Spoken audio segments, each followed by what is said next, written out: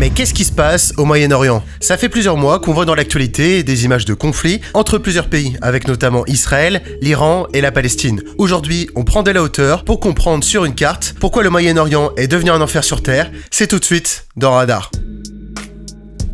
Le vrai point de fracture au Moyen-Orient, ce n'est pas Israël contre la Palestine, c'est l'Iran contre le reste. Au centre de tout ça, une peur, que Téhéran obtienne la bombe nucléaire. Parce qu'en plus d'être un État islamiste, l'Iran a menacé de destruction totale de nombreux pays, dont Israël. Depuis des années, l'Iran avance ses pions au Liban avec le Hezbollah, en Syrie aux côtés de Bachar el-Assad, en Irak via des milices chiites et jusqu'au Yémen avec les Houthis. Le Hamas aussi reçoit son soutien, malgré leurs divergences idéologiques. En face, un front anti-iranien s'est formé, discret, mais puissant, avec Israël, l'Arabie Saoudite, les Émirats, la Jordanie, le Bahreïn, l'Égypte et dans l'ombre au-dessus, les États-Unis, garants de l'équilibre ou du chaos, comme durant ce dernier bombardement majeur dans la nuit du 21 au 22 juin dernier en Iran sur des infrastructures stratégiques pour stopper une bombe nucléaire made in Iran.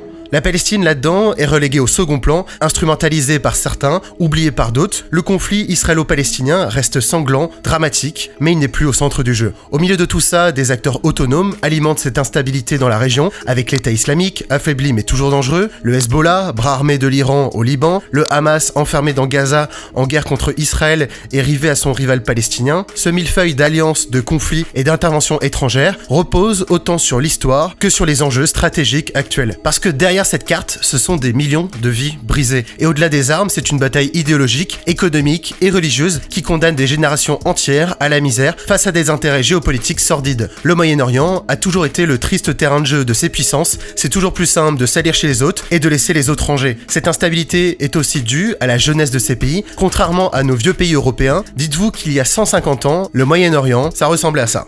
Même si le massacre commis par l'armée israélienne des populations à Gaza est dramatique, ce n'est qu'un problème d'un prisme à 1000 faces, dans une région qui n'a pas connu un jour de paix depuis plus de 100 ans. Alors si le sujet vous intéresse, n'hésitez pas à pousser vos recherches, je vous ai mis en description plusieurs vidéos qui valent le détour. Merci beaucoup d'avoir suivi cet épisode, n'hésitez pas à vous abonner, à liker, à commenter, à partager. Pour ceux qui connaissent pas, Radar c'est une chaîne de podcast d'actualité, culture, musique, politique, c'est dispo sur TikTok et Instagram. Merci encore et à la prochaine.